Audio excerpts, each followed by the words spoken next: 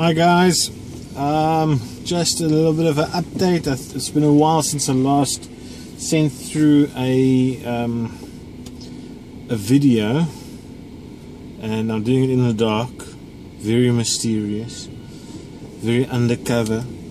But hold on, sorry, just want to pay the ticket. Parking.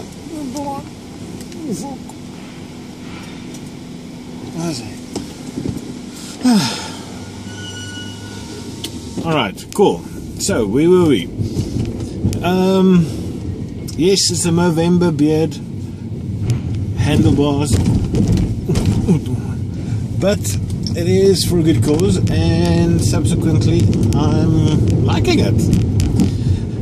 Papa wacht for you. In any case, just want to tell you guys, I've been tooting on the Aspire Nautilus for a while. My Boba's just kept on killing the coils. I have afterwards upgraded to the Atlantis, and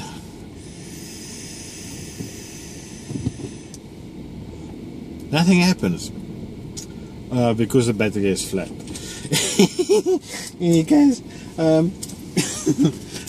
that was not scripted. I'm sorry. That was my pure mistake. Hold on, let me try and get my battery pouch out.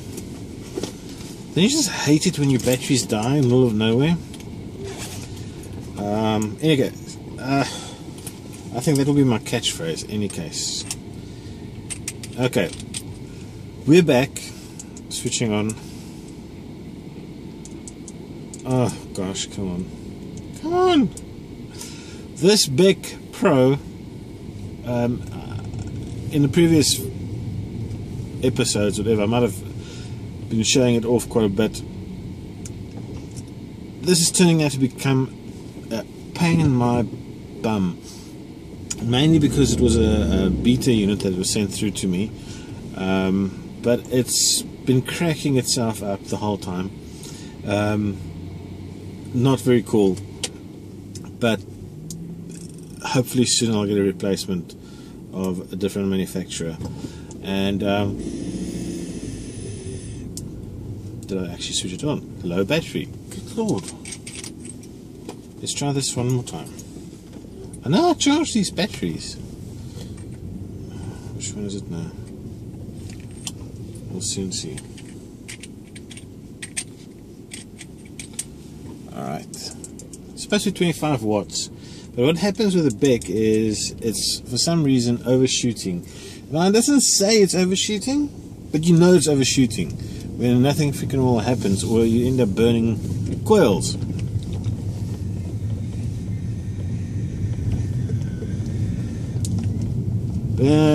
Much better. Finally, you can draw. What did I want to tell you guys? Ooh, yes. Cape Town Vape Meet coming up soon. Jou Pappa Vape Meet has happened already.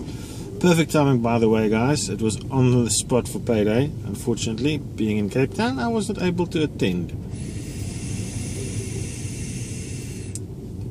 And the battery is... This is rude. This is... Let's try... Oh god, now I've got no idea which battery I've got left. If this is an irritation in action, I don't know what it is. Good lord. I'm sure I charged these things. I know I did. One cloud, can you believe it? Low freaking battery. Good. You've got no idea how hard I'm trying not to swear. Let's try the last battery. 4 batteries. Come on. This bloody welcome screen doesn't help. Battery. Okay. This is going to be the most frustrating drive home, because I've got no flippin' batteries to vape with. And that, I think, is a design fault of all e-cigarette devices. I'll try one last battery. I'm sure I did this one already. But come on, 27, no, not even 27, 26 watts cannot kill a battery in 2 draws, can it? Welcome.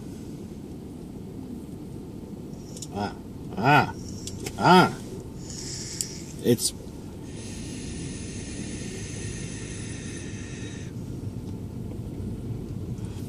hopefully we'll have more than 1 toot on this one. Another crap thing is I only have a 2-bay battery charger.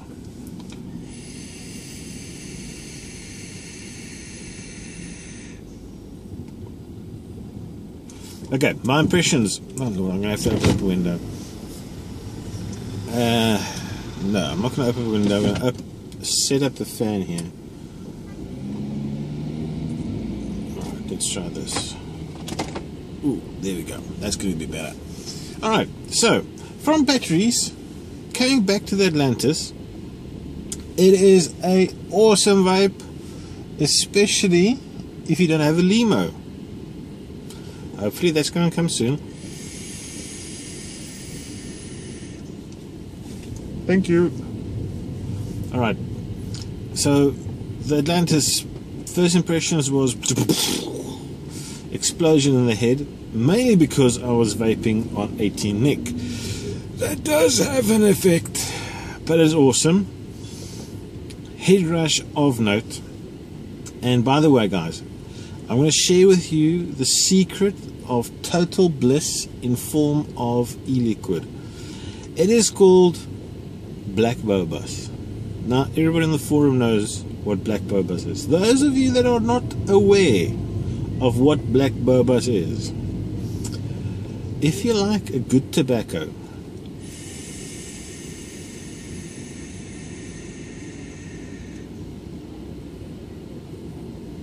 and you want it a bit rounder and a bit deeper and more, how can I say, intensified, get yourself from Vape Mob some Blackbird, Witch's Brew Blackbird, when they've got it in stock, hopefully soon, Blackbird, and you get from Juicy Joe's some Bobas Bounty. Now the combination is going to be 45% Blackbird and 55 Bobas. So unfortunately, you'll have to buy 30 mils of Blackbird and a full 100 mils of Bobas, and then later on buy yourself another Blackbird.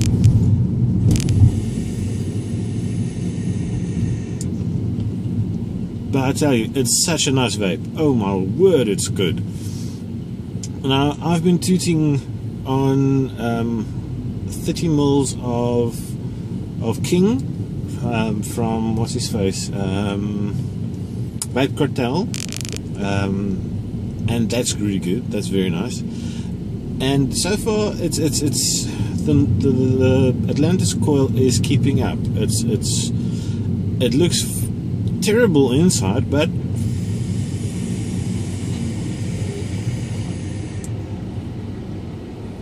consistent still, no issues. The naughty would have died by now, absolutely. I think it's the bore, it's the size of the coil and the surface area that we've got now with the bigger cartridge or clearomizer, atomizer, whatever you want to call it. And I think it's a brilliant thing, especially, I mean, when you're driving. Drip and drive, nearly made an accident once. It's fine if you're doing it in peak traffic, but it is extremely uncomfortable if you're doing it at 120 kilometers per hour. Once again, a shout out to any car manufacturer that has a docking or a dripping device.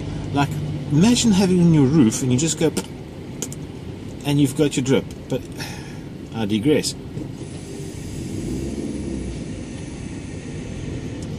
Okay, I have to wait for this massive truck to pass. Hold on.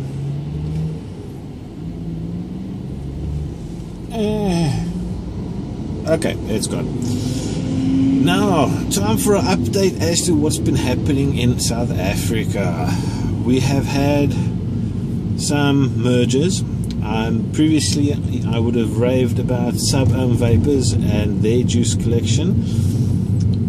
Francois has now moved to Vape Mob, and I think for the better. I really think for the better.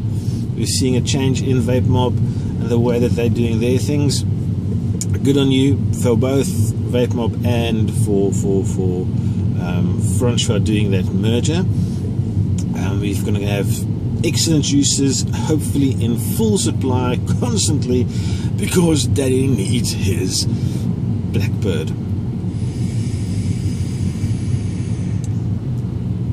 We also have a new player, Flavor Cloud. They've been hitting the market as well, bringing in some good juices as well. I have had the opportunity to taste some of their juices, and I was very surprised, very pleasantly surprised. Who else is new? Not new, but they've been around for a while, but they've suddenly just popped out of nowhere. So Vape, spot on, guys. Excellent. I'm very surprised by the quality of the website and by the service gotten from what I can see from the forums. I'm still waiting on my Vapor Flask clone. I can't afford a real one. And according to affording, let's go to the Hydrus. The development has gone on for nearly 6 months now. We have gotten the prototypes in. Unfortunately, the floating pin story, that's not a go. It's not good enough. We registered 2 volts worth of voltage drop, which is due to the fact that there's the floating pins. So you've got not only the head that is now magnetic attached to the actual body. It is 6 components that you have to travel through to get a connection to your atomizer, which is not that bad if you consider that it's designed to have a DNA module on there. The DNA module, by the way, feels like a charm. Absolutely, I'm loving the feel of it. Hopefully we'll get some pricing on manufacturing costs there. To the Hydrus. The Hydrus is going to be fully copper with a chrome finish. Either chrome or rhodium, I'm not sure. I prefer rhodium, being from the jewelry trade, but the chrome is going to last longer. It's going to be a harder finish, and then we'll be engraving. So out the window goes the press fitting. The press fitting would have been a pretty thing to have, but I'm just worried about the V-drop. So full copper, and we'll just engrave the logo in the front, and then you'll see the silver body and then the copper detail, which looks sick. The renders look good, and to me a render is as good as a product, so I'm happy. The thing about the pins, what we're going to try and do is either do a singular long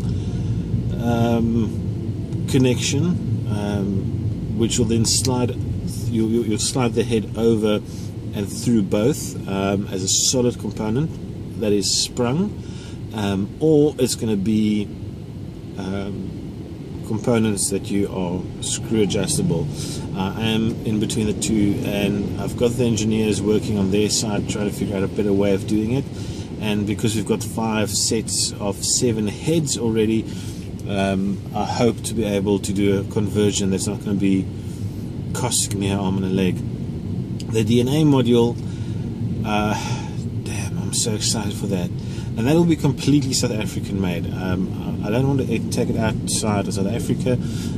First of all, we need to do quality control, and because it's going to be a very finicky or fine craftsmanship that's needed, I really want that to be done in South Africa, that I can actually have a face-to-face and communication in my mother tongue. But here guys, Papa is happy. So, what we've been doing locally, I've chatted to Kieran from Vape Cartel, and he's been playing around with the idea of doing a weekly dinner, a vape and a dinner. So, what we've been doing in the Cape Town area is we've been doing mini meets every week, and it's a roaring success. We've been carrying ourselves every night, every Wednesday night in Canal Walk, Cafe Magnifico. They've got a small section there for the smokers, and trust me when I say we vape the place out of any smokers. There's no smoker, any smoker that walks into that restaurant, walk in, they just see big plumes of white puffiness of gorgeous vapor, and yeah, they immediately feel unwelcome. Sorry, I didn't mean to be so nasty there, but it's the truth. Smoking is dead. Long live the vapors. What else is brand new that I need to tell you? There was something really awesome. Mini meet. Ooh, yeah. New YouTube reviewer, Greg, all the way from Zimbabwe. Awesome little guy. He's doing some good ass videos, and I really think we're gonna have some sort of group chat or hangout sessions going on soon between ourselves, and hopefully introduce some vendors. South Africa is such a small community of vapors, yet we are the larger growing market. We're sitting with a huge lack of education in terms of what is vaping, and it's not an e-cigarette. It is a personal vaporizer unit. So the VPU community really needs to be shared with a lot more people, and let's just do a bit of a hangout session. And I really think we need to show what the people behind the scenes are. These e-vendors and brick and mortar shop owners, I think the amount of work that goes into it is just astronomical.